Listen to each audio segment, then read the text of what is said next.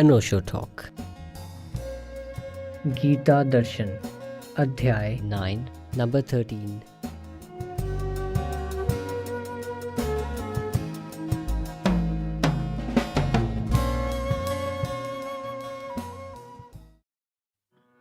हि पार्थ व्यपाश्रित्य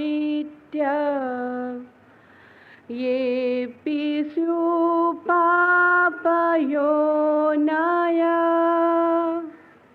स्त्रियो वैश्यास्तदा शूद्रा तेऽपि यान्ति परां गतिम् किं पुनः ब्रह्मणा पुण्या भक्ता राजर्षयस्तथा अनित्यमसुखं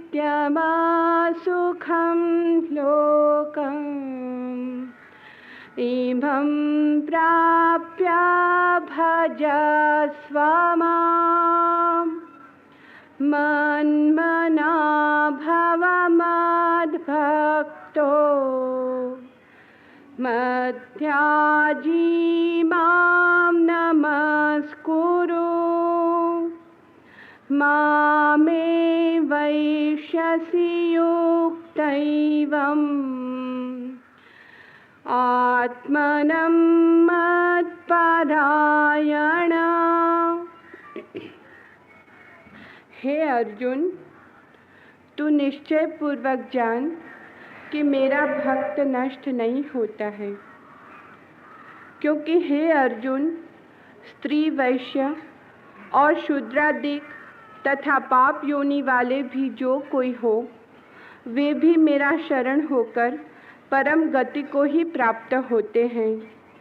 फिर क्या कहना है कि पुण्यशील ब्राह्मण जन तथा राजर्षि भक्तजन परम गति को प्राप्त होते हैं। इसलिए तू सुख रहित और क्षण भंगुर इस लोक को प्राप्त होकर निरंतर मेरा ही भजन कर। केवल मुझ परमात्मा में अनन्य प्रेम से अचल मन वाला हो और मुझ परमेश्वर को ही निरंतर भजने वाला हो और मेरी श्रद्धा, भक्ति और प्रेम से विहलतापूर्वक पूजन वाला हो और मुझ परमात्मा को ही प्रणाम कर। इस प्रकार मेरे शरण हुआ तू आत्मा को मेरे में एक ही भाव करके मेरे को ही प्राप्त होएगा।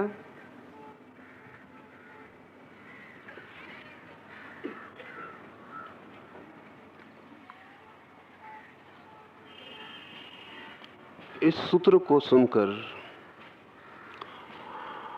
आधुनिक मन को बहुत धक्का लगेगा।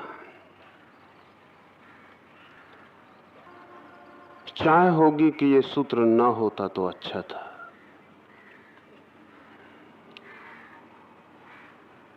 आज का विचार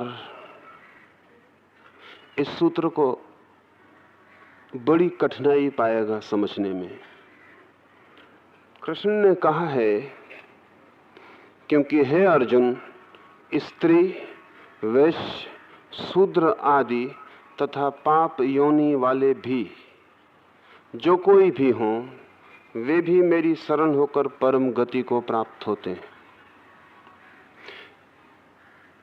बहुत अजीब मालूम पड़ेगा, बहुत कड़वाहट भी मालूम पड़ेगी।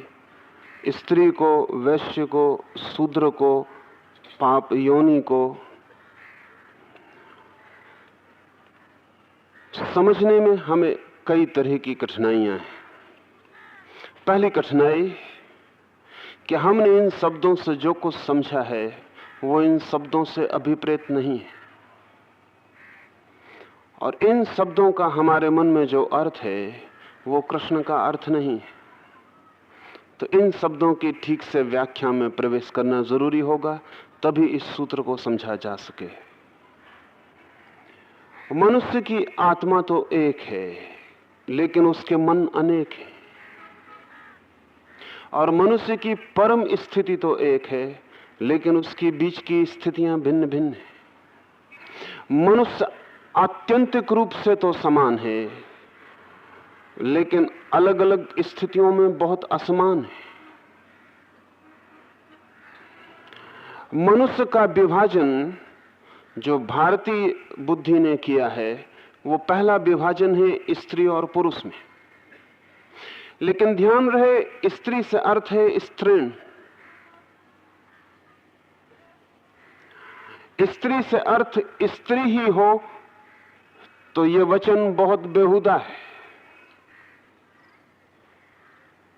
स्त्री से अर्थ है स्त्रीण, और जब मैं कहता हूं स्त्री से अर्थ है स्त्रीण, तो उसका अर्थ यह है कि पुरुषों में भी ऐसे व्यक्ति हैं जो स्त्री जैसे हैं, स्त्रीण। स्त्रियों में भी ऐसे व्यक्तित्व हैं जो पुरुष जैसे हैं, पौरुषे। पुरुष और स्त्री प्रतीक हैं, सिंबॉलिक हैं। उनके अर्थ को हम ठीक से समझ लें। गुह्य विज्ञान में आत्मा की खोज में जो चल रहे हैं, उनके लिए स्त्रीण से अर्थ है ऐसा व्यक्तित्व जो कुछ भी करने में समर्थ नहीं है, जो प्रतीक्षा कर सकता है लेकिन यात्रा नहीं कर सकता, जो राह देख सकता है लेकिन खोज नहीं कर सकता। इसे स्त्रीण कहने का कारण है, स्त्री और पुरुष का जो संबंध है उसमें खोज पुरुष करता है, स्त्री केवल प्रतीक्षा करती। पहल भी पुरुष करता है, स्त्री केवल बाट जोहती है। प्रेम में भी स्त्री प्रतीक्षा करती है, राह देखती है। और अगर कभी कोई स्त्री प्रेम में पहल करे, इनिशिएटिव ले, तो आक्रामक मालूम होगी, बेशर्म मालूम होगी। और अगर पुरुष प्रतीक्षा करे, पहल ना कर सके, तो स्त्रीण मालूम होगा। लेकिन विगत 5000 वर्षों में गीता के बाद सिर्फ आधुनिक युग में कार्ल गुस्ताव जुंग ने स्त्री और पुरुष के इस मानसिक भेद को समझने की गहरी चेष्टा की। जुंग ने इधर इन 20-25 पिछले वर्षों में एक अभूतपूर्व बात सिद्ध की है, और वो ये कि कोई भी पुरुष पूरा पुरुष नहीं है और कोई भी स्त्री पूरी स्त्री नहीं। और हमारा अब तक जो ख्याल रहा है कि हर व्यक्ति एक सेक्स से संबंधित है, वो गलत है। प्रत्येक व्यक्ति बायसेक्सुअल है, दोनों यौन प्रत्येक व्यक्ति में मौजूद है। जिसे हम पुरुष कहते हैं उसमें पुरुष यौन की मात्रा अधिक है, स्त्री यौन की मात्रा कम है। ऐसा समझें कि वो 60% पुरुष है और 40% स्त्री है। जिसे हम स्त्री कहते हैं वो 60% स्त्री है और 40% पुरुष है। लेकिन ऐसा कोई भी पुरुष खोजना संभव नहीं है जो 100% पुरुष हो, और ऐसी कोई स्त्री खोजनी संभव नहीं है जो 100% स्त्री हो। ये है भी उचित, क्योंकि प्रत्येक व्यक्ति का जन्म स्त्री और पुरुष से मिलकर होता है, इसलिए दोनों ही उसके भीतर प्रवेश कर जाते हैं। चाहे स्त्री का जन्म हो चाहे पुरुष का जन्म हो, दोनों के जन्म के लिए स्त्री और पुरुष का मिलन अनिवार्य है। और स्त्री पुरुष दोनों के ही कणों से मिलकर, जीवाणुओं से मिलकर व्यक्ति का जन्म होता है। दोनों प्रवेश कर जाते हैं। जो फर्क है वो मात्रा का होता है, जो फर्क है वो निरपेक्ष नहीं है, सापेक्ष है। इसका अर्थ यह हुआ कि जो व्यक्ति ऊपर से पुरुष दिखाई पड़ता है उसके भीतर भी कुछ प्रतिशत मात्रा स्त्री की छुपी होती है। जो स्त्री दिखाई पड़ती है उसके भीतर भी कुछ मात्रा पुरुष की छिपी होती। और इसलिए ऐसा भी हो सकता है कि किन्हीं क्षणों में स्त्री पुरुष जैसा व्यवहार करे और किन्हीं क्षणों में पुरुष स्त्री जैसा व्यवहार करे। ऐसा भी हो सकता है कि किन्हीं क्षणों में जो भीतर है ऊपर आ जाए और जो ऊपर है नीचे चला जाए। आप पर एकदम से हमला हो जाए, घर में आग लग जाए, तो आप कितने ही बहादुर व्यक्ति हो, एक क्षण में अचानक आप पाएंगे आप स्त्री जैसा व्यवहार कर रहे हैं, रो रहे हैं, बाल नोच रहे हैं, चिल्ला रहे हैं, घबरा रहे हैं। अगर एक मां के बच्चे पर हमला हो जाए तो मां भी खूंखार हो जाएगी और ऐसा व्यवहार करेगी, इतना कठोर, इतना हिंसात्मक, जैसा कि पुरुष भी न कर पाए। यह संभावना है क्योंकि भीतर एक मात्रा निरंतर छिपी हुई है, वो किसी भी क्षण प्रकट हो सकती है। जुंग ने स्त्री और पुरुष के नए अर्थ को फिर से प्रकट किया है। कृष्ण का भी अर्थ वही है। जब वे कहते हैं स्त्रियां भी मुझे उपलब्ध हो जाती हैं, तो उनका अर्थ यह है कि वे जो एक कदम भी नहीं चलते हैं, मात्र प्रतीक्षा करते हैं, वे भी मुझे पा लेते हैं। अर्जुन,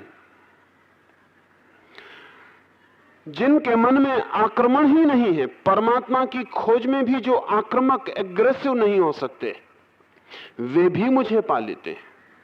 जो इंच भर भी नहीं चलते, सिर्फ मेरा स्मरण ही करते हैं, सिर्फ अनन्य भाव से मुझे पुकारते ही हैं, जो बदले में कुछ भी चुकाने को तैयार नहीं होते, जो मुकाबले में कुछ भी दांव पर नहीं लगाते।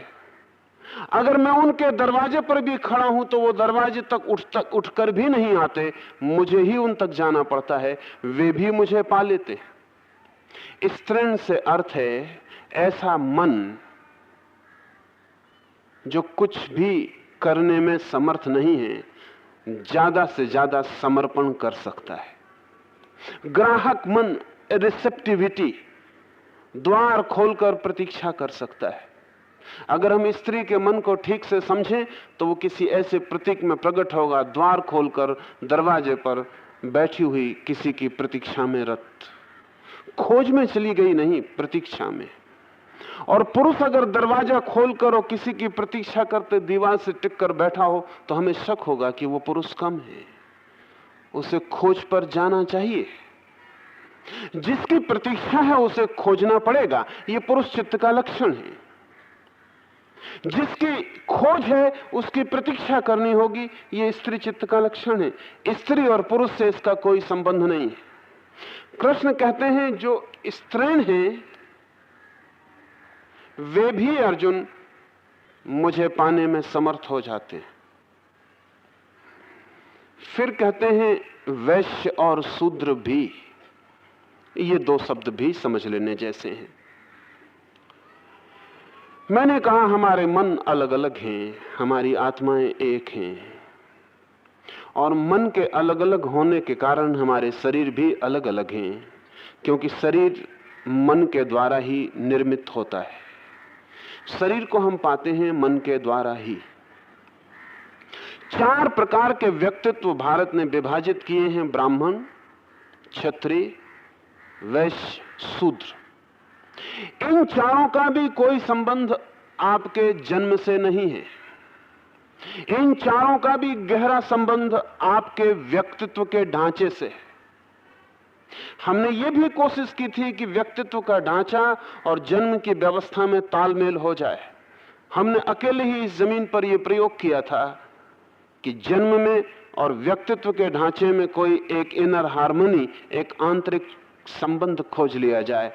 हम थोड़ी दूर तक सफल भी हुए थे, लेकिन वो प्रयोग पूरी रूप से सफल नहीं हो पाया, वो टूट गया। टूट जाने के कारण थे, उनकी मैं आपसे पीछे बात करूं। पहले आपको यह कह दूं कि ये 4 शब्द व्यक्तित्व के प्रतीक हैं। 4 तरह के व्यक्तित्व होते हैं। शूद्र हम उस व्यक्ति को कहते हैं जो शरीर के इर्द गिर्द जीता है, शरीर से ज्यादा जिसे अस्तित्व में कुछ भी दिखाई नहीं पड़ता, शरीर ही जिसका परमात्मा है। शरीर सुख में रहे तो वो प्रसन्न है, शरीर दुख में हो जाए तो वो दुखी है। शरीर की मांग पूरी हो जाए तो सब मांगें समाप्त हो गई। शरीर की मांग पूरी ना हो तो उसके जीवन में व्यथा और संताप है। उसके व्यक्तित्व का केंद्र शरीर है। बहुत अनूठी बात भारतीय शास्त्रों ने कही है कि सभी व्यक्ति जन्म से शूद्र होते हैं। एक अर्थ में सही है, सभी व्यक्ति जन्म से शरीर के इर्द गिर्द होते हैं, बाकी ऊंचाइयां तो क्रमशः पानी पड़ती हैं। ध्यान रहे, सभी व्यक्ति शरीर से शूद्र जैसे पैदा होते हैं। ये दुर्भाग्य नहीं है, दुर्भाग्य तो यह है कि अधिक लोग शूद्र ही मरते। अधिक लोग मरते क्षण में भी शरीर के पास ही होते हैं। ध्यान रहे, अगर आपके भीतर से शूद्र विलीन हो गया हो तो मृत्यु की आपको पीड़ा नहीं होगी, क्योंकि मृत्यु की पीड़ा शरीर के मरने की पीड़ा है। और जिसके भीतर से शूद्र विलीन हो गया है उसका शरीर का दृष्टिकोण ही बदल गया। अब वो भली भांति जानता है कि शरीर मैं नहीं हूं। संक्षिप्त में कहें तो जो ऐसा मानता है कि मैं शरीर ही हूं वो शूद्र है। मैं शरीर ही हूं, सब कुछ शरीर है, शरीर पर मैं समाप्त हो जाता हूं, शरीर ही मेरा जन्म है, शरीर ही मेरा जीवन, शरीर ही मेरी मृत्यु है। शरीर के पार मैं नहीं हूं, शरीर से भिन्न मैं नहीं हूं, शरीर में मैं समाप्त हूं, शरीर मेरी सीमा है। ये शूद्र का अर्थ है।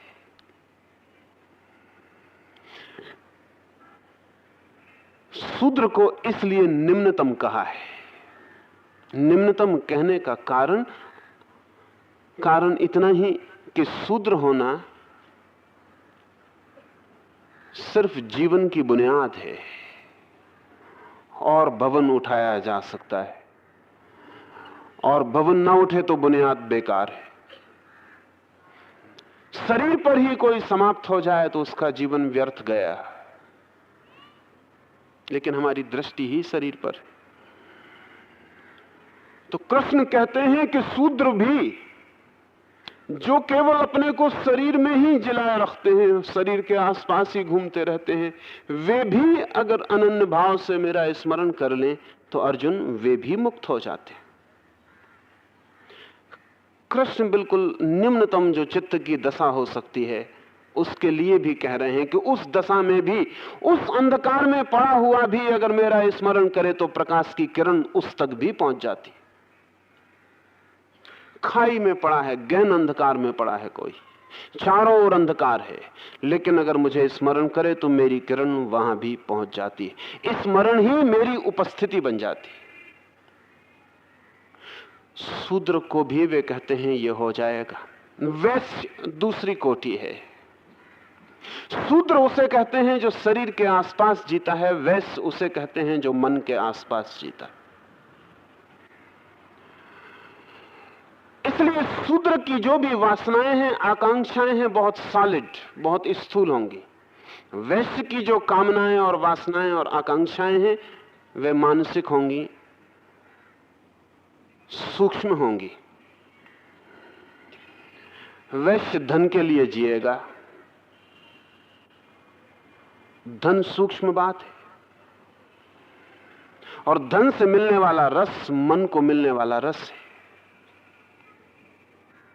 वैश्य यश के लिए जिएगा, पद के लिए जिएगा, उनसे मिलने वाला रस मन के लिए मिलने वाला रस। और वैश्य धन के लिए, पद के लिए, प्रतिष्ठा के लिए शरीर को भी गंवाने को तैयार हो जाएगा। शूद्र पद के लिए, धन के लिए, प्रतिष्ठा के लिए शरीर को गंवाने को तैयार नहीं होगा। शरीर उसकी मौलिक मूल्य है, शरीर के लिए वो सब कुछ कर सकता है, लेकिन वैश्य शरीर को गंवाने को तैयार हो जाएगा। एक लिहाज से शूद्र शरीर से स्वस्थ होगा, वैश्य अस्वस्थ होने लगेगा। एक लिहाज से शूद्र के पास प्रकृति के संपर्क का द्वार बहुत स्पष्ट होगा, संवेदनशील होगा। वैश्य प्रकृति के साथ संवेदना खोने लगेगा। लेकिन प्रकृति से संवेदना उसकी कम होगी, लेकिन परमात्मा की तरफ वो एक कदम ऊपर उठ जाएगा, क्योंकि शरीर से आत्मा तक जाने में बीच में मन के पड़ाव को पार करना जरूरी ही है। मन से गुजरना ही पड़ेगा। शूद्र को आत्मा की यात्रा में किसी न किसी क्षण वैश्य होना ही पड़ेगा। सभी शूद्र की तरह जन्मते हैं, कुछ लोग वैश्य तक पहुंच जाते हैं और समाप्त हो जाते हैं। वो भी पड़ाव है, मंजिल नहीं है। मन मूल्यवान हो जाएगा शरीर से ज्यादा, और मन के रस शरीर के रस से ज्यादा कीमती मालूम पड़ने लगेंगे। भोजन उतना मूल्यवान नहीं रहेगा, काम वासना उतनी मूल्यवान नहीं रहेगी जितना मन के रस मूल्यवान हो जाएंगे। पद है, प्रतिष्ठा है, यश है, गौरव है, गरिमा है, ये ज्यादा मूल्यवान होने लगेंगे। कृष्ण कहते हैं वैश्य भी अगर मुझे स्मरण करें तो वे भी मुझे उपलब्ध हो जाते हैं। अर्जुन, वे जो अभी मन में ही घिरे हैं और आत्मा तक जिनका कोई कदम नहीं उठा है, वे भी अगर मुझे स्मरण करें तो उन तक भी मेरी किरण पहुंच जाती। तीसरी कोटि है छत्री की।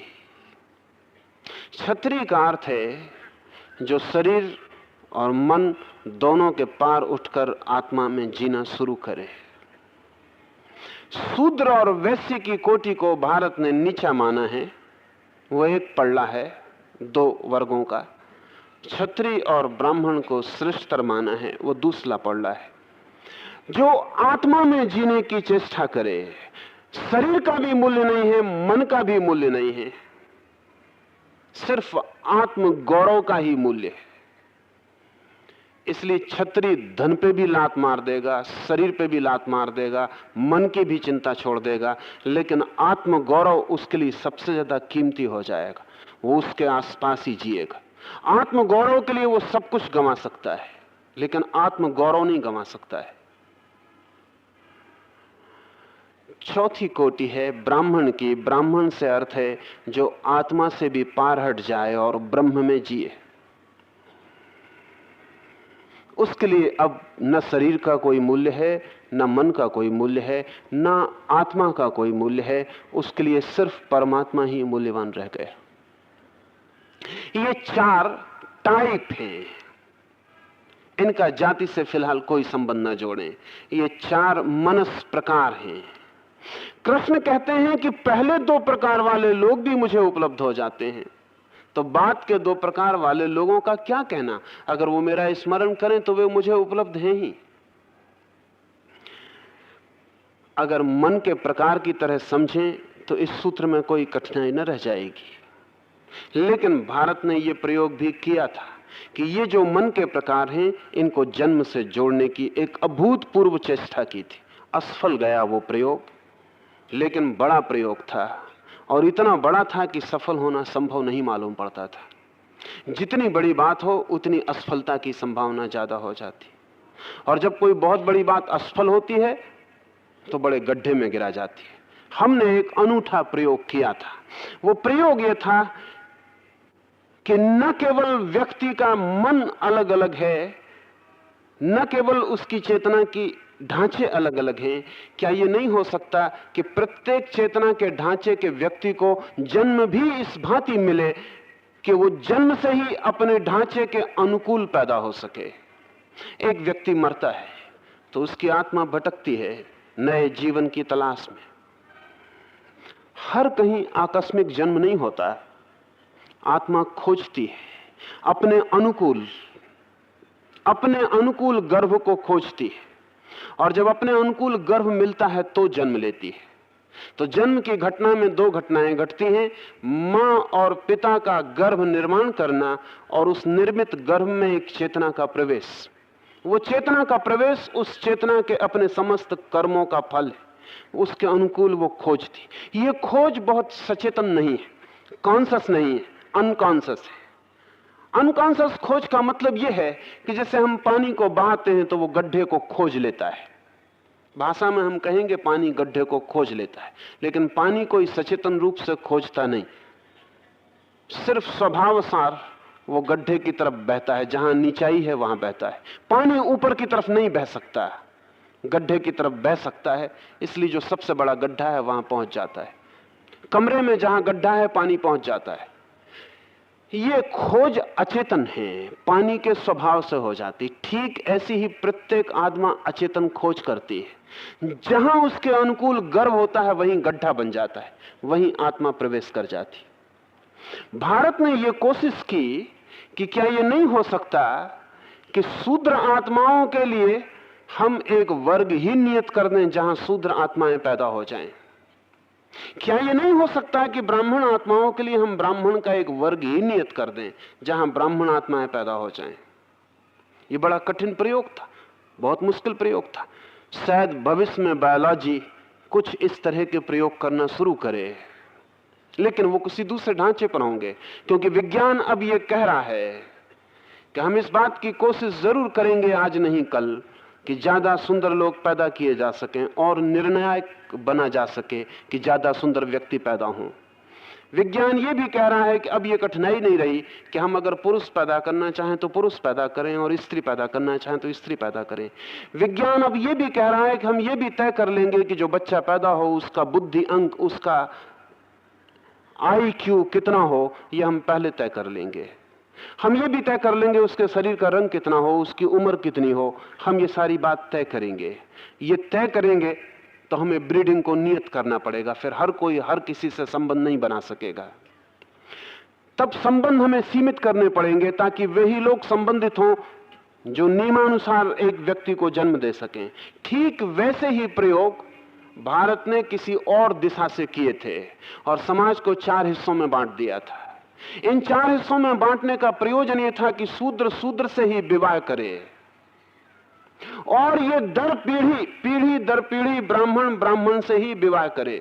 तो 50 पीढ़ियों पर गुजरने के बाद ये 2 ब्राह्मणों का जो विवाह होगा और इन ब्राह्मणों से जो गर्भ निर्मित होगा, वो निर्मित गर्भ किसी ब्राह्मण आत्मा को आकर्षित करने में ज्यादा संभव होगा बजाय किसी और गर्भ के। ये बिल्कुल वैज्ञानिक है और तर्कयुक्त है। अगर ये हो सकता है तो ये बिल्कुल तर्कयुक्त है। ये प्रयोग एक महत्व प्रयोग किया गया। हर प्रयोग के खतरे भी होते हैं, खतरा हुआ। ये प्रयोग तो संभव नहीं हो सका, समाज 4 हिस्सों में बंट गया। ये प्रयोग तो टूटा, लेकिन समाज 4 शत्रुओं के हिस्से में टूट गया और धीरे धीरे शूद्र व्यक्तित्व का विचार न रहा, जाति का लक्षण हो गया। और तब कोई आदमी ब्राह्मण पैदा हो गया तो चाहे वो बिल्कुल शूद्र के व्यक्तित्व का हो तो भी सिर पर बैठ गया। और तब कोई अगर शूद्र घर में पैदा हुआ और अगर वो ब्राह्मण की योग्यता का था तो भी उसे किसी मंदिर में पूजा की जगह ना मिली। ये खतरा हुआ। हर प्रयोग का खतरा है। वैज्ञानिकों ने अणुबम की खोज की तब सोचा नहीं था कि अणुबम का परिणाम हिरोशिमा और नागासाकी होगा। तब उन्होंने सोचा था कि अणु की ऊर्जा हमारे हाथ में लग जाएगी तो हम सारी जमीन को खुशहाल कर देंगे, कोई भूखा नहीं होगा, कोई गरीब नहीं होगा। इतनी बड़ी शक्ति हमारे हाथ में लगेगी कि हम सारे जीवन को रूपांतरित कर डालेंगे, पृथ्वी स्वर्ग हो जाएगी। लेकिन ये नहीं हुआ। ये हो सकता था लेकिन ये नहीं हुआ। हुआ हिरोशिमा और नागासाकी कब्रगाह बन गए। 1 लाख आदमी एक क्षण में जल के राख हो गए और अभी सारी दुनिया के पास अणु बम और हाइड्रोजन बम इकट्ठे हैं। किसी भी दिन पूरी दुनिया राख की जा सकती।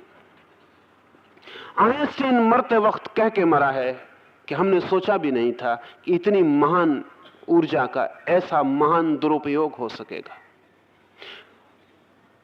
लिनियस पालिंग ने, जो कि अणु की खोज में बड़े वैज्ञानिकों में एक था, आखिरी वक्त सारे दुनिया के वैज्ञानिकों से अपील की कि अब दोबारा कोई बड़ी शक्ति आदमी के हाथ में खोज कर मत देना, क्योंकि हम खोजते हैं पता नहीं किस लिए और आदमी उसका क्या उपयोग करता है।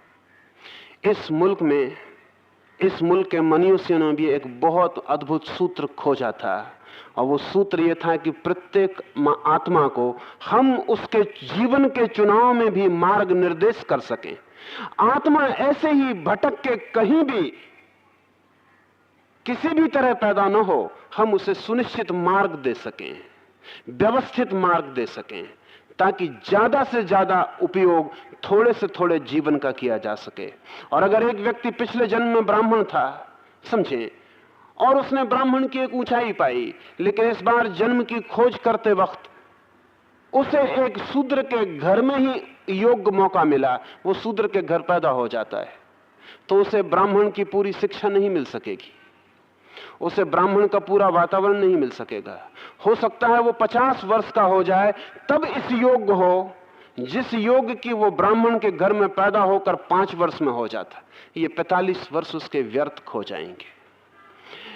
भारत ने एक जीवन की गहरी इकोनॉमिक्स की चिंता की थी, समय कम से कम उपयोग में लाया जा सके और अधिक से अधिक परिणाम हो सके और व्यक्ति में जो गहनतम छिपा है वो प्रकट हो सके। उसे माँ बाप भी, परिवार भी, वातावरण भी, सब कुछ ब्राह्मण का मिल सके, शूद्र को शूद्र का मिल सके, वैश्य को वैश्य का मिल सके।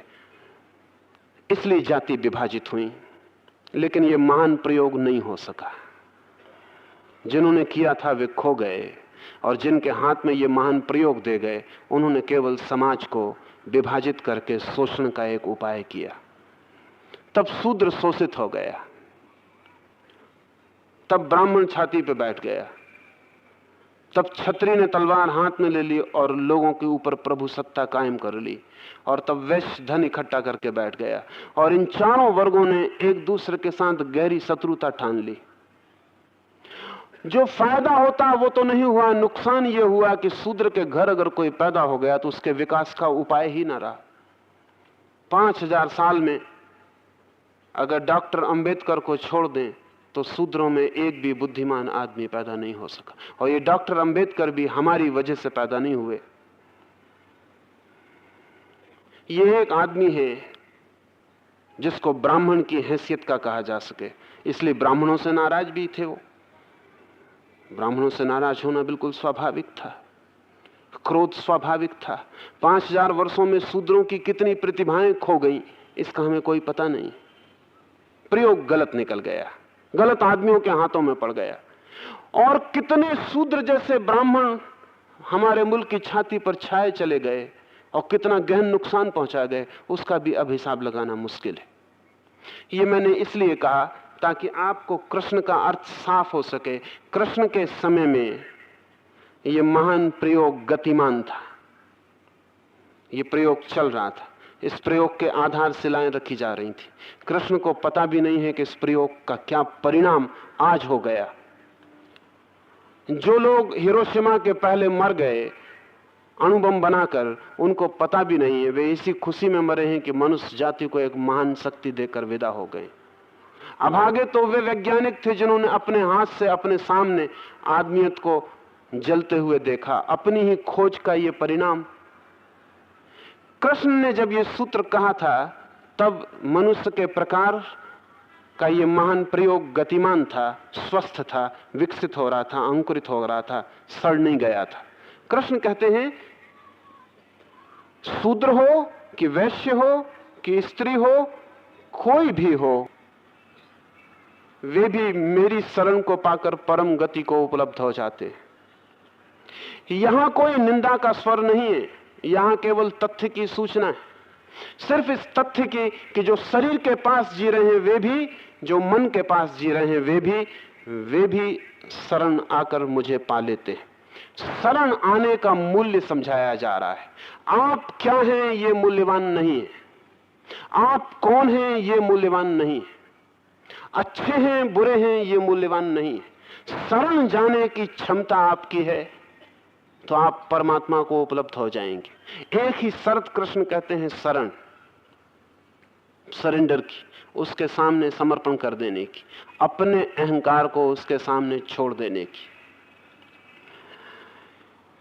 पुण्यशील ब्राह्मण जन और राज ऋषि भक्त जनों का तो परम गति को प्राप्त होना सुनिश्चित है अगर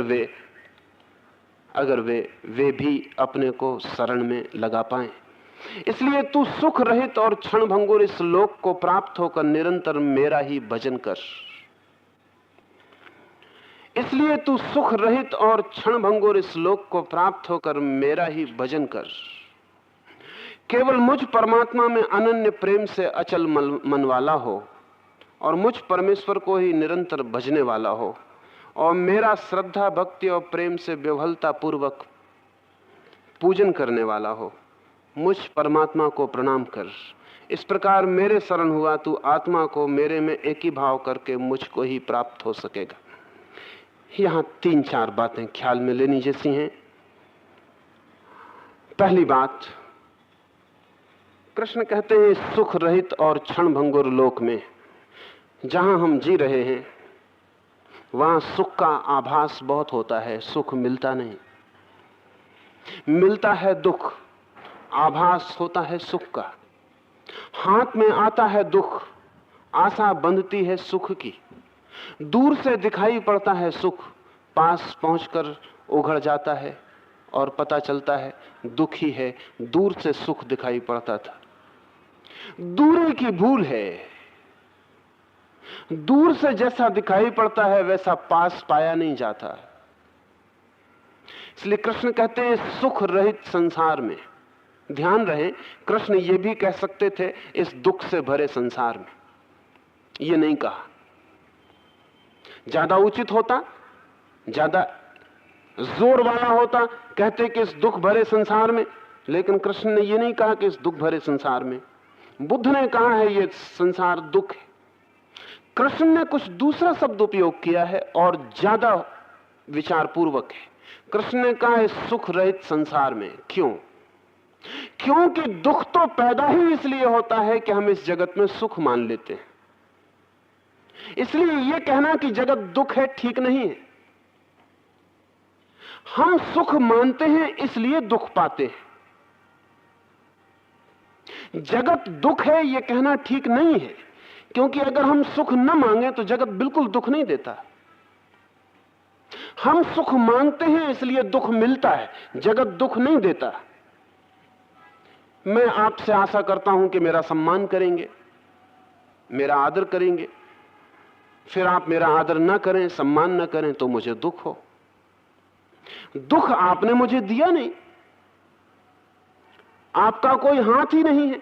आप बिना नमस्कार किए निकल गए, आपको पता भी नहीं होगा कि आपने मुझे दुख दिया।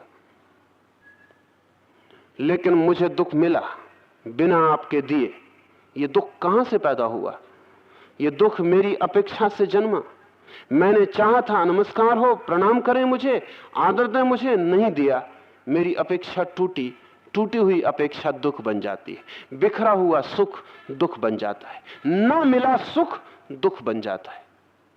तो जगत दुख है ये कहना ठीक नहीं है। बुद्ध से कृष्ण का वचन ज्यादा गहन है। बुद्ध सीधा कहते हैं जगत दुख है, ठीक नहीं है। कृष्ण कहते हैं जगत सुख रहित है। वो ये कहते हैं कि जगत में कोई सुख नहीं है। और अगर कोई मनुष्य ऐसा जान ले कि जगत सुख रहित है तो फिर उसे इस जगत में दुख नहीं हो सकता। उसे इस जगत में कोई दुख नहीं दे सकता। मुझे आप दुख देने में उसी सीमा तक समर्थ हैं जिस सीमा तक मैं आपसे सुख मांगने में आतुर हूं। मेरे सुख मांगने की मात्रा ही आपकी क्षमता है मुझे दुख देने की। अगर मैं कुछ भी मांग नहीं रहा हूं तो आप मुझे दुख नहीं दे सकते। तो दुख स्व अर्जित है। जगत सुख भंगुर है, सुख रहित है, और दुख स्व अर्जित है। इसलिए शब्द पर ख्याल करें। कृष्ण कहते हैं सुख रहित है जगत। दूसरी बात कहते हैं क्षण भंगुर, एक एक क्षण में नष्ट हो जाने वाला है। हमें ख्याल नहीं आता, हमें ऐसा लगता है कि जगत बहुत स्थिर है। हम सबको यही ख्याल होता है कि हम एक स्थिर जगत में जी रहे हैं, लेकिन जगत प्रतिपल बदलता चला जाता है, प्रतिपल। लेकिन बदलाहट इतनी तीव्र है कि दिखाई नहीं पड़ती। नदी के किनारे खड़े, नदी बही जा रही, हम सोचते हैं वही नदी है, फिर भी नदी में तो दिखाई पड़ता है। पहाड़ के किनारे खड़े हैं तब तो बिल्कुल दिखाई नहीं पड़ता कि पहाड़ बहा जा रहा है। पहाड़ भी बह रहे हैं, उनके बहने का समय जरा लंबा है, नदी के बहने का समय जरा तीव्र है, इसलिए नदी दिखाई पड़ रही। पहाड़ भी बह रहे हैं, क्योंकि कल जो पहाड़ थे आज नहीं है, और आज जो पहाड़ हैं कल नहीं थे। कल जो पहाड़ होंगे उनका हमें अभी कोई पता नहीं। पहाड़ बह रहे हैं, वे भी बदल रहे हैं, उनका काल माप बड़ा है, करोड़ों वर्ष में बदलते हैं। नदी घड़ी में बदल जाती है, बस काल माप टाइम पीरियड का फर्क है, बाकी पहाड़ भी बह रहे हैं। और अब तो वैज्ञानिक कहते हैं कि प्रत्येक चीज बह रही है, प्रत्येक चीज लयमान है, गतिमान है, प्रत्येक चीज दौड़ रही है, प्रत्येक चीज एक बहाव है। और यहां हर क्षण सब बदला जा रहा है। यहां कुछ भी एक क्षण से ज्यादा नहीं टिकता, बाहर भी कुछ नहीं टिकता, भीतर भी कुछ नहीं टिकता। आपने कभी ख्याल किया कि आपका मन एक क्षण भी वही नहीं रहता जो एक क्षण पहले था? एक क्षण पहले सुख मालूम हो रहा था और जरा भीतर झांक के देखें, सुख तिरोहित हो गया है। एक क्षण पहले दुख मालूम हो रहा था, दुख खो गया है। एक क्षण पहले चिंता मालूम हो रही थी, चिंता चली गई।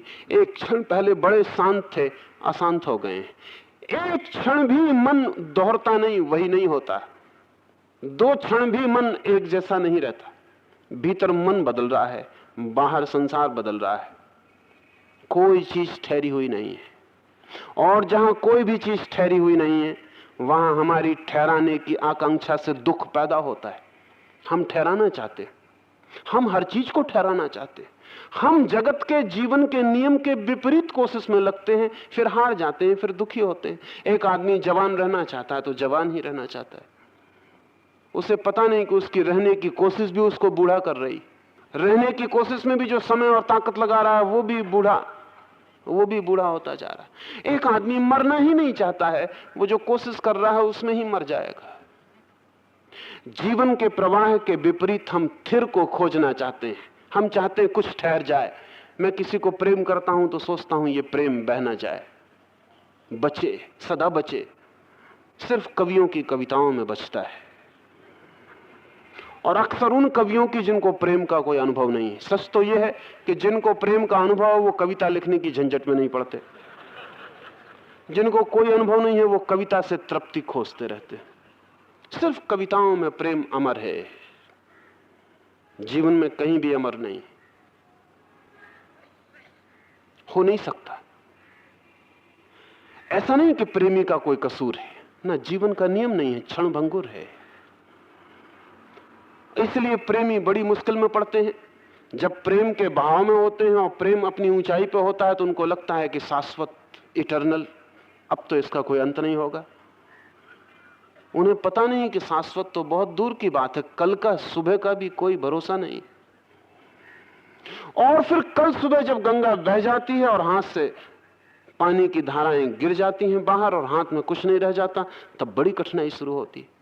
फिर अपने ही किए हुए वचन कि चाहे मर जाऊं लेकिन प्रेम करूंगा, चाहे कुछ भी हो जाए प्रेम करूंगा, लेकिन प्रेम बह गया। क्योंकि प्रेम आपके वचनों को नहीं मानता, प्रेम जगत के नियमों को मानता है। उसके अपने नियम हैं। मैं कितने कहूं, मेरे कहने का कोई सवाल नहीं है। जीवन के नियम अपवाद नहीं करते। प्रेम बह जाएगा तब फिर मुझे प्रेम का धोखा संभालना पड़ेगा। फिर मैं एक डिसेप्शन को पाल के रखूंगा। फिर मैं कहता रहूंगा कि प्रेम करता हूं और भीतर प्रेम नहीं पाऊंगा, और जारी रखूंगा। अपने को भी धोखा दूंगा, दूसरे को भी धोखा दूंगा, और तब प्रेम से पीड़ा निकलेगी, कष्ट आएगा, ऊब मालूम पड़ेगी, घबराहट मालूम होगी, धोखा मालूम पड़ेगा। लेकिन अब मैं क्या कर सकता हूं? वचन जो मैंने दिया था उसे खींचना पड़ता है। प्रेम स्थिर नहीं हो सकता, कोई चीज स्थिर नहीं हो सकती। सिर्फ एक चीज स्थिर है, वो है परिवर्तन। सिर्फ एक चीज नहीं बदलती, वो है बदलाहट, और सब बदल जाता है। तो कृष्ण कहते हैं क्षण भंगुर है ये, और इस क्षण भंगुर में हम कोशिश करते हैं बचाव की, ठहराव की। उस लड़ने में ही हम मिट जाते हैं और नष्ट हो जाते हैं। ज्ञान का अर्थ होता है जीवन के नियम को जानकर जीना। अज्ञान का अर्थ होता है जीवन के नियम के विपरीत चेष्टा में लगे रहना।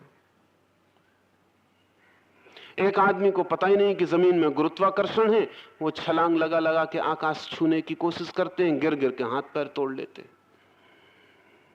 नियम का उन्हें पता नहीं कि जमीन खींच रही है, और जितने जोर से तुम उछाल मारोगे उतने ही जोर से खींचे जाओगे। हाथ पैर तोड़ लेंगे तो शायद वो कहेंगे कि जीवन ने उनके साथ धोखा किया। जमीन को कितना कहा कि धरती माता है तू, और ये व्यवहार किया मां होकर। नहीं, धरती माता का कोई लेना देना नहीं है इसमें। आपको नियम का पता नहीं है। नियम के विपरीत आदमी दुख पैदा कर लेता है। तो कृष्ण कहते हैं कि क्षण भंगुर इस लोक में तू निरंतर मेरा ही भजन कर, क्योंकि तभी तू उसे पा सकेगा जो कभी नहीं खोता है। बाकी तू कुछ भी पालेगा तो खो जाएगा, चाहे यश, चाहे कीर्ति, चाहे धन, चाहे राज्य, कुछ भी इस संसार में तू कुछ भी पालेगा तो तू ध्यान रखना कि पा भी नहीं पाएगा कि खोना शुरू हो जाएगा। यहां हम जीत भी नहीं पाते कि हार शुरू हो जाती, पहुंच भी नहीं पाते कि भटकना शुरू हो जाता है। मंजिल हाथ में आती नहीं कि छीनने वाले मौजूद हो जाते। उसका कारण जीवन क्षणभंगुर है, इसमें कुछ निराशा नहीं है। पश्चिम के लोगों ने पूरब के संबंध में निरंतर ऐसा सोचा है कि पूरब के लोग बिल्कुल निराश हो गए, इनने जीवन की आशा छोड़ दी। तब तो ये कहते हैं कोई सुख नहीं है, दुख ही दुख है, कोई आशा नहीं, कोई अपेक्षा नहीं है, कुछ नहीं होगा। लेकिन पश्चिम के लोगों को ठीक ख्याल नहीं है। पूरब के लोग निराशावादी नहीं है, लेकिन पूरब के लोग नासमझ भी नहीं है। अगर एक आदमी जमीन पर कूद कूद के हाथ पैर तोड़ रहा है और मैं उससे कहूं कि पागल, तुझे पता नहीं कि जमीन का स्वभाव खींच लेना है, तो खींचने के खिलाफ तू जो भी कर रहा है सोच समझ के कर, अन्यथा हाथ पैर टूट जाएंगे। और हाथ पैर टूटें तो जमीन को दोष मत देना, अपनी नासमझी को दोष देना। तो मैं निराशावादी नहीं हूं, मैं सिर्फ इतना ही कह रहा हूं कि जीवन से व्यर्थ लड़ने की कोशिश में मत पड़, उसमें तू टूट जाएगा। तब मैं ये भी कह रहा हूं कि ये शक्ति जो तू जीवन से लड़के नष्ट कर रहा है, ये शक्ति एक और दिशा में भी लगाई जा सकती है, और जो तू पाना चाहता है वो पाया जा सकता है। एक ऐसा प्रेम भी है जो शाश्वत है, लेकिन वो परमात्मा का प्रेम है, वो पाया जा सकता है। आदमी आदमी के प्रेम को शाश्वत करने की कोशिश मत कर, वो नहीं हो सकता। इसका कोई उपाय ही नहीं है, इसका कभी कोई उपाय नहीं हो सकेगा। लेकिन एक प्रेम है जो शाश्वत भी है। आदमी आदमी के बीच के प्रेम की परेशानी में मत पड़। और अगर आदमी आदमी के बीच भी प्रेम करना है तो आदमी के भीतर से भी परमात्मा को खोज, प्रेम उसको ही कर। आदमी को भी बीच का द्वार बना, जस्ट ए पैसेज, एक मार्ग, लेकिन उसके भीतर भी परमात्मा को देख। इसलिए हमने चाहा था कि पति में परमात्मा देखा जा सके, क्योंकि अगर पति ही देखा जा सके तो जिस प्रेम की आशा है वो कभी संभव नहीं हो सकता। पश्चिम में प्रेम टूटेगा, विवाह भी टूटेगा, परिवार भी बिखरेगा, बिखरना ही पड़ेगा। वो एक ही आधार पे बन सकता था और स्थिर हो सकता था कि किसी दिन पति में परमात्मा की झलक मिल जाए या पत्नी में कभी उस दिव्यता का बोध हो जाए। तो ही जिस दिन किसी दिन पत्नी में मां दिखाई पड़ जाए गहरे में कहीं, पति में प्रभु दिखाई पड़ जाए गहरे में कहीं, उस दिन हम शाश्वत के नियम में प्रवेश कर गए। ऐसा समझें, आज हमने जमीन के पार जाने के उपाय कर लिए, अब हम चांद पर जा सकते हैं। अब तक नहीं जा सकते थे। न जाने का कारण जमीन का ग्रेविटेशन था। 200 मील तक जमीन का गुरुत्वाकर्षण पकड़े हुए है। 200 मील के भीतर कोई भी चीज फेंको, जमीन उसे खींच लेगी। और या फिर उसको इतनी तीव्र गति में रखना पड़ेगा जैसे हवाई जहाज को रखना पड़ता है, इतनी तीव्र गति में रखना पड़ेगा कि यहां की जमीन खींच पाए इसके पहले वो यहां की जमीन से आगे हट जाए, वहां की जमीन खींच पाए उसके पहले आगे हट जाए। तो या उसे तीव्र गति में रखना पड़ेगा, तो जमीन उसे नहीं खींच पाएगी, क्योंकि जमीन के खींचने में समय लगेगा। मेरा हाथ यहां है, जमीन के खिंचाव का असर पड़ा, तब तक हाथ आगे हट गया, ये खिंचाव बेकार चला गया। तब तक उस पर हाथ असर पड़ा, आगे हाथ हट गया। तो या तो हवाई जहाज की गति से घूमते रहो वर्तुलाकार, तो जमीन से बच जाओगे, लेकिन जमीन का कर्षण खींचता ही रहेगा। हाँ, 200 मील के पार अगर हम कोई भी चीज को फेंक दें तो फिर जमीन खींचने में असमर्थ हो जाती। दूसरा नियम शुरू हो गया। जमीन के घेरे के बाहर 200 मील की जमीन का फील्ड है, एनर्जी फील्ड है, उसके बाहर फिर जमीन नहीं खींचेगी। फिर एक छोटा सा कंकड़ भी छोड़ दो तो जमीन की ताकत उसे खींचने की नहीं है, फिर वो कंकड़ अनंत में घूम सकता है। ठीक ऐसे ही जीवन के आंतरिक नियम भी हैं। जब तक हम क्षणभंगुर के घेरे में ही सब कुछ खोजेंगे, शाश्वत को खोजेंगे, तब तक हम क्षणभंगुर से खिंचते रहेंगे, टूटते रहेंगे, परेशान होते रहेंगे। वो स्थिर हमें उपलब्ध नहीं होगा, शाश्वत की प्रतीति नहीं होगी। एक और दिशा भी है आदमी के पार, जैसे जमीन के पार 200 मील के पार उठने की, ठीक ऐसे ही आदमी के प्रेम, वस्तुओं के आकर्षण के पार परमात्मा के प्रेम की तरफ उठने की भी एक आंतरिक दिशा है। उस दिशा में उठते ही सारे नियम दूसरे हो जाते हैं। यहां सब क्षणभंगुर है, वहां कुछ भी क्षणभंगुर नहीं है। यहां सब सुख रहित है, वहां सब दुख रहित है। मैं नहीं कहूंगा कि वहां सुख है, क्योंकि आप नहीं समझ पाएंगे, क्योंकि सुख तो आपने जाना नहीं कभी।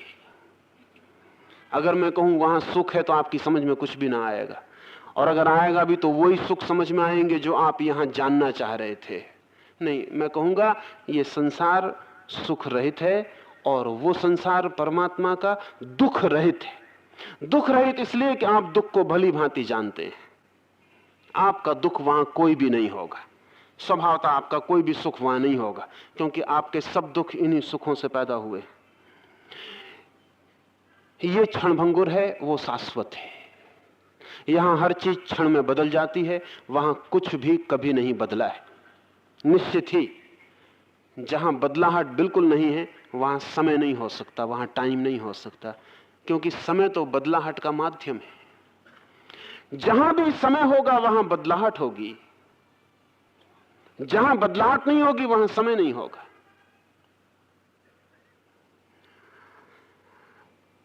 तो यहां जहां हम जीते हैं वहां हम समय में जीते हैं। समय की प्रक्रिया को हम समझ लें तो क्षणभंगुर का दूसरा अर्थ समझ में आ जाए। समय में कभी आपने ख्याल किया कि आपको वर्ष, माह, जीवन इकट्ठा नहीं मिलता, एक एक क्षण एक एक बार मिलता है? कभी आपने ख्याल किया कि दो क्षण इकट्ठे आपके हाथ में कभी नहीं होते?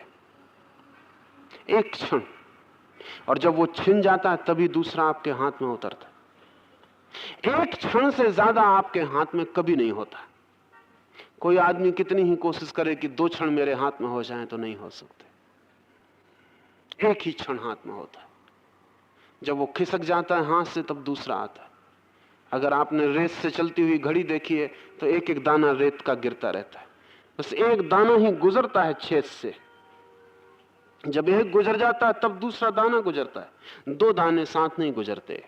समय का भी एक दाना हमें मिलता है, एक क्षण। क्षण समय का एटम है, आखिरी कण है, उसके आगे विभाजन नहीं हो सकता। एक क्षण हमें मिलता है, वो खोता है तो दूसरा हाथ में आता है। इसका अर्थ हुआ कि हमारे पास एक क्षण से ज्यादा जिंदगी कभी नहीं होती। चाहे बच्चा हो, चाहे जवान हो, चाहे बूढ़ा हो, चाहे गरीब हो, चाहे अमीर हो, चाहे ज्ञानी हो, चाहे अज्ञानी हो, एक क्षण से जिंदगी ज्यादा किसी के पास नहीं होती।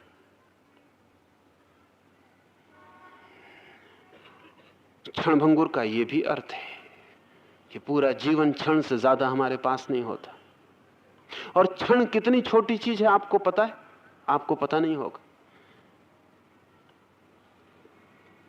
जिसे हम सेकंड कहते हैं घड़ी में, वो बहुत बड़ा है।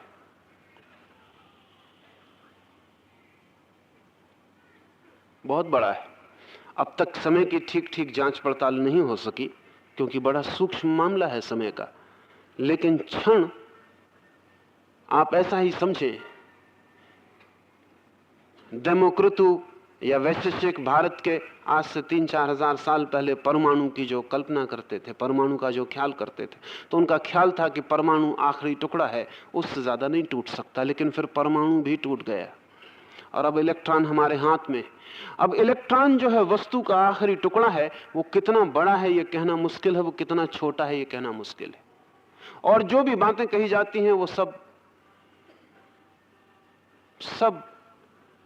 अंदाज है, अनुमान है। इसे ऐसा समझें कि एक पानी की बूंद, स्याही का ड्रॉपर होता है, आप स्याही के ड्रॉपर से एक पानी की या स्याही की बूंद गिरा लें तो वैज्ञानिक कहते हैं एक बूंद में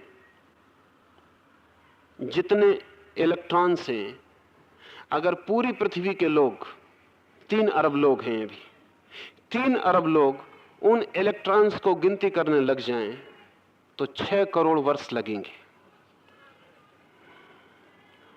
एक पानी की बूंद में जमीन पर जितने लोग हैं, 3 अरब लोग हैं अभी, अगर ये गिनती करने लग जाएं, खाएं ना, पानी ना पिए, उठे ना, सोए ना, बैठे ना, कुछ भी ना करें, 24 घंटे गिनती ही करें, तो 6 करोड़ वर्ष। एक पानी के बूंद में उतने इलेक्ट्रॉन हैं। कहना मुश्किल है कि 1 सेकंड में कितने क्षण हैं, कहना मुश्किल है। इलेक्ट्रॉन से तो छोटे किसी हालत में नहीं होंगे। बहुत बारीक है मामला, उतना बारीक हमारे पास होता, हमें पता भी नहीं चल पाता। बारीक इतना है कि जब आपको पता चलता तब तक क्षण आपके हाथ से जा चुका होता है। पता चलने में जितना वक्त लगता है उतने में वो जा चुका होता है। आपको पता लगता है कि आपको लगा 12:01, जब आपको पता लगता है तो 12:01 अब नहीं रहा, क्षण सरक गए। इसका मतलब यह हुआ कि क्षण भी हमारे हाथ में है, यह भी हमें पता नहीं चल पाता। इतना छोटा है क्षण और इतना क्षण भंगुर है जीवन कि हमारे हाथ से कब गुजर जाता है हमें इसका भी पता नहीं चलता। इस बदलती हुई, भागती हुई समय की धारा में जो जीवन के शाश्वत भवन बनाने की कोशिश करते हैं, वे अगर दुख में पड़ जाते हैं तो कसूर किसका है? तो कृष्ण कहते हैं, हे अर्जुन,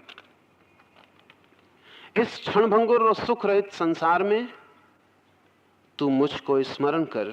और स्मरण के लिए कुछ बातें कहते हैं।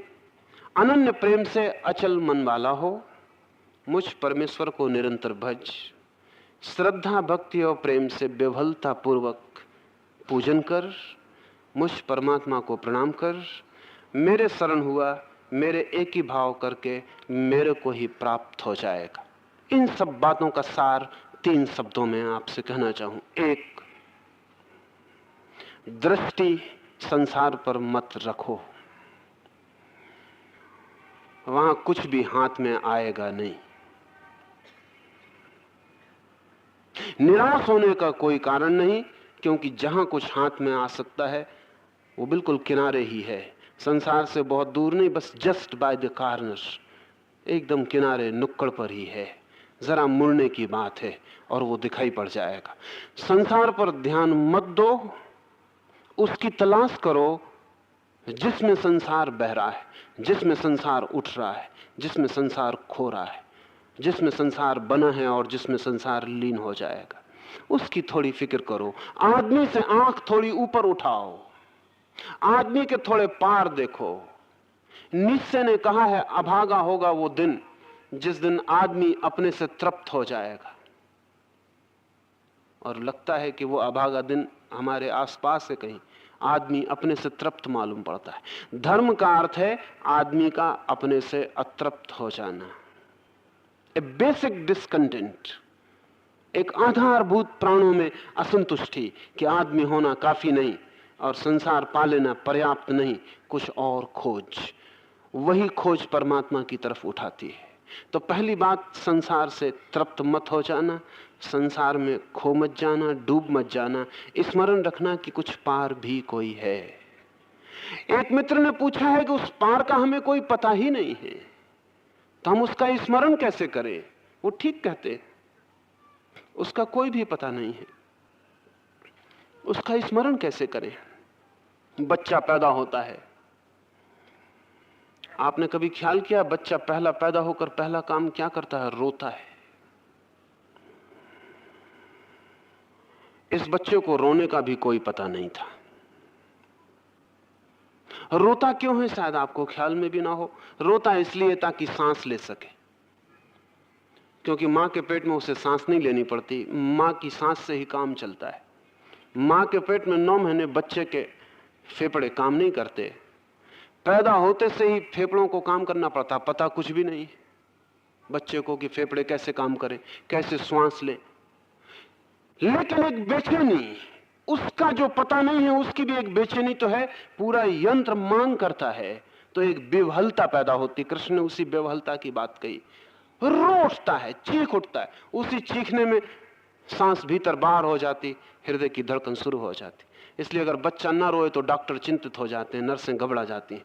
किसी तरह रुलाओ बच्चे को। अगर बच्चा नहीं रोया तो गया। अगर बच्चा ना रोए तो उसका मतलब है कि वो बचेगा नहीं, मर जाएगा, मरा ही हुआ होगा, रो भी नहीं सकता तो मरा ही हुआ है। तो दूसरी बात आपसे कहता हूं, परमात्मा का तो आपको पता नहीं है, लेकिन एक बात तो आपको पता चल सकती है कि जिस जगत में आप जी रहे हैं वहां कुछ भी नहीं है। तो फिर रो तो सकते हैं। जहां खोज रहे हैं वहां कुछ भी नहीं मिल रहा है, उसका कोई पता नहीं है, माना मैंने, उसका कोई पता नहीं जो मिले, लेकिन जहां है वहां कुछ भी नहीं मिल रहा है। तो छाती पीट के रो तो सकते हैं, हृदय पूर्वक चीख तो सकते हैं, आंसू तो बह सकते हैं। कृष्ण ने उसे ही बेवहलता कहा है। वो बेवहलता इस बात का ही सबूत है कि जो सामने है उसमें कुछ मिलता नहीं, और तुम जिनमें मुझे मिल सकता है तुम दिखाई नहीं पड़ते। इस क्षण में जो पीड़ा पैदा होती है उसका नाम विवहलता है।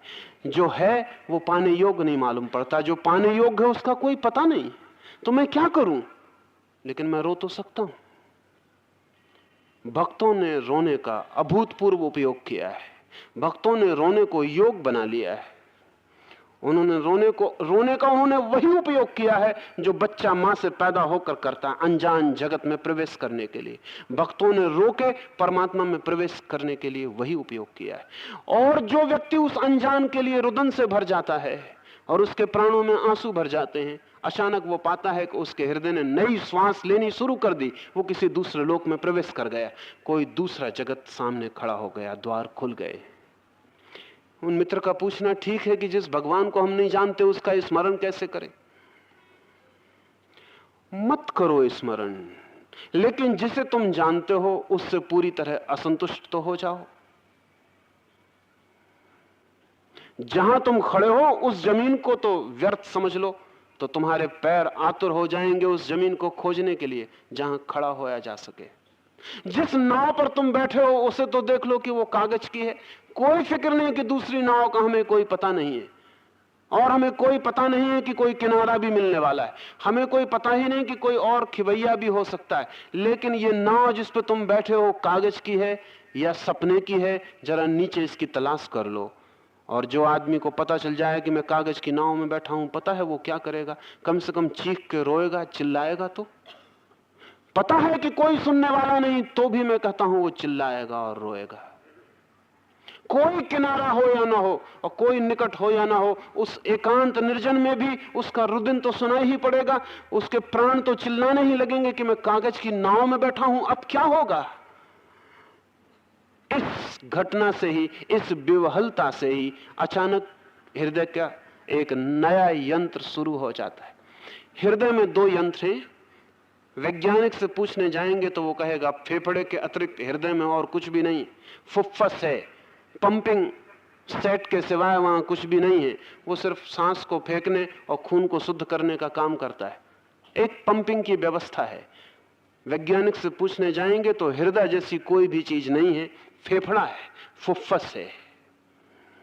लेकिन शब्द हम सदा हृदय का उपयोग करते हैं, हालांकि हमारे पास भी फुफ्फस है, अभी हृदय नहीं है।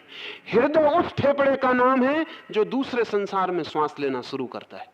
ये फेफड़ा तो इसी संसार में श्वास लेता है, यही ऑक्सीजन और कार्बन डाइऑक्साइड के बीच चलता है। एक और भी ऑक्सीजन है, एक और प्राण वायु है, एक और प्राणवान जीवन है। जब वो शुरू होता है तो इसी फुफ्फस के भीतर एक और हृदय है जिसमें नई श्वास और नई धड़कन शुरू हो जाती। वो धड़कन अमृत की धड़कन है। तो दूसरी बात है विवहलता, और तीसरी बात है समर्पण। पहली बात है ये जो चारों तरफ है ये व्यर्थ हो जाए तो ही आंख उठेगी।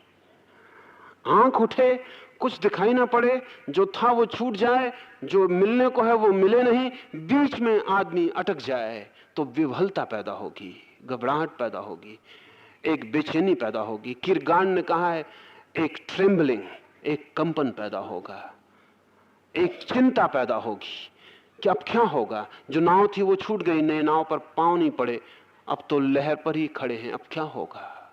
इस बेवहलता में घटना घटेगी। और तीसरी बात है समर्पण। समर्पण का अर्थ है जब उस नए हृदय की धड़कन शुरू हो जाए तो समग्र भाव से, अत्यंत श्रद्धा पूर्वक, पूरे ट्रस्ट से, भरोसे से उस नए जीवन में प्रवेश कर जाना, उस नए जीवन को सौंप देना अपनी बागडोर, कहना कि तू मुझे खींच ले। दो तरह से एक आदमी नाव में जाता है, तो एक तो नाव होती है जिसमें हाथ से खेना पड़ता है, एक नाव होती है जिसमें पाल लगा होता है। हवा बहती है पूरब की तरफ तो नाव को खोल देते हैं, तो हवा ही पाल को खींच के ले जाती।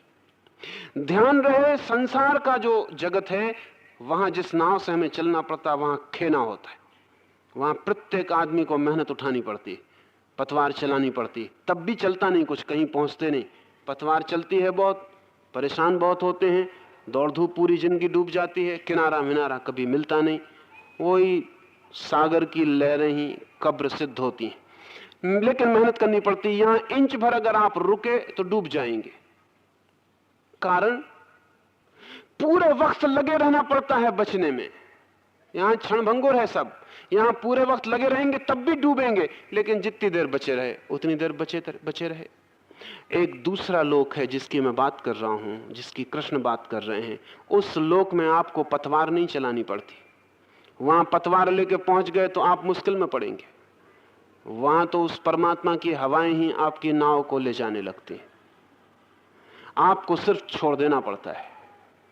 लेकिन जिसको पतवार चलाने की आदत है और कभी उस पाल वाली नाव में नहीं बैठा है, वो पाल वाली नाव में बैठ के बहुत घबराएगा कि पता नहीं कहां जाऊंगा, क्या होगा, क्या नहीं, उतर जाऊं, क्या करूं, या पतवार भी चलाऊं।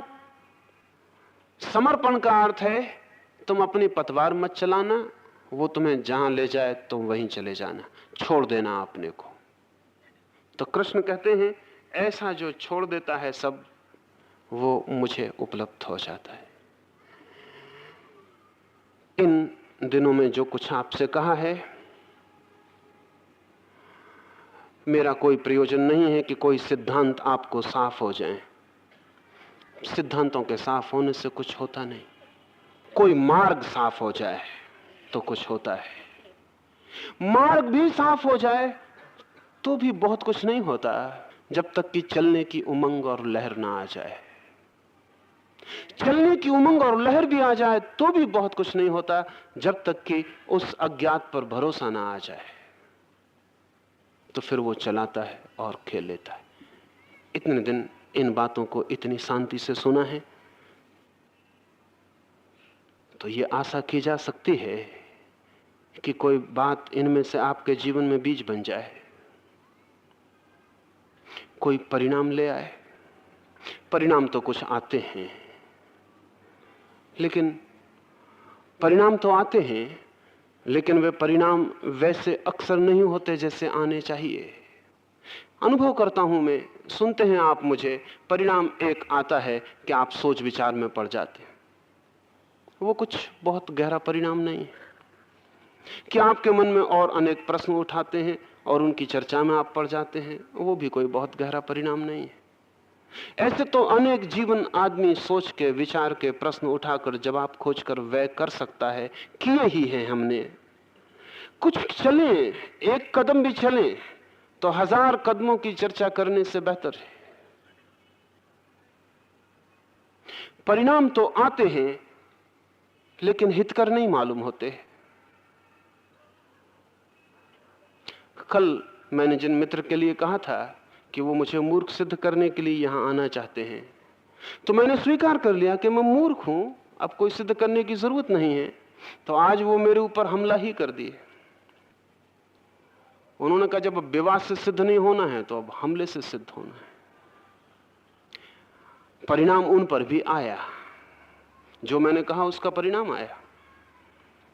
पर परिणाम यह आया कि अब विवाद की जगह हमला करना है। हमारा मन कैसे परिणाम लेता है। मैंने अगर स्वीकार ही कर लिया तो बात समाप्त हो जानी चाहिए, लेकिन बात समाप्त नहीं हुई है। उनको और भी ज्यादा चेष्टा करनी पड़ेगी मुझे मूर्ख सिद्ध करने की। तो चेष्टा यह है कि मुझ पर हमला किए। उनको ख्याल भी नहीं हो सकता कि वो क्या कर रहे हैं। ख्याल ही होता तो क्यों करेंगे। जब आदमी मन की एक ढांचे में फंस जाता है तो उसी में आगे बढ़ा चला जाता है। हर मन के ढांचे में आगे बढ़ने की तरकीब होती है, पीछे लौटने की तरकीब नहीं होती। पहले दिन वो चिल्ला के व्यवहार किए, दूसरे दिन गाली दे के व्यवहार किए, आज हमला करके मार के व्यवहार किए। वो एक ढांचे में फंस गए तो अब वो ढांचे में बढ़ते चले जाएंगे। अब उनको कोई उपाय नहीं सूझेगा कि कैसे पीछे लौट जाएं। उनका तो मैंने उदाहरण दिया। हम सब भी मन के ढांचों में फंसे हुए लोग हैं और हमारा मन का ढांचा हमें आगे ही धकाए चला जाता है। तो जो हमने कल किया है वही हमसे और आगे करवाए चला जाता है। धार्मिक आदमी वही हो सकता है जो मन के इस ढांचे को किसी जगह कह के बाहर निकल सके कि बहुत चला तुम्हारे साथ, अब मैं लौटता हूं, अब बंद, अब तुम्हारा तर्क नहीं सुनूंगा, तुम्हारी व्यवस्था नहीं सुनूंगा, तुम्हारा हिसाब नहीं मानूंगा, बहुत माना, अब मैं हटता हूं, तुम्हारी लीक से ही हटता हूं। लीक से ही आप हट जाएं तो शायद वो घटना घट सके जिसकी कृष्ण अर्जुन से बात कर रहे हैं। और वो घटना ना घटे तो जीवन व्यर्थ है, और वो घटना ना घटे तो जीवन सार्थक नहीं है, और वो घटना ना घटे तो हम जिए भी मरे भी उसका कोई भी मूल्य नहीं है। आपके जीवन में ये मूल्य का फूल खिल सके, इस आशा से ये अध्याय पूरा करता हूं। 5 मिनट आप बैठेंगे, कोई उठेगा नहीं, 5 मिनट कीर्तन में सम्मिलित होंगे, फिर हम विदा होंगे।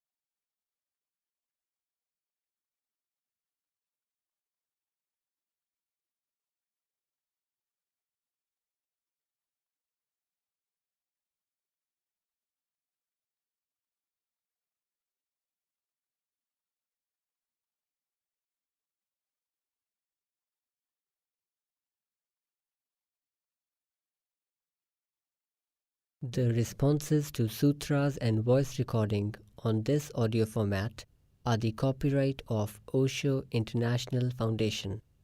Copyright dates 1953 through 2003. All rights reserved. Reproduction in any media is prohibited. सूत्रों पर दिए गए संबोधन और ऑडियो माध्यम में मुद्रित आवाज़ पर ओशो इंटरनेशनल फाउंडेशन के कॉपीराइट हैं।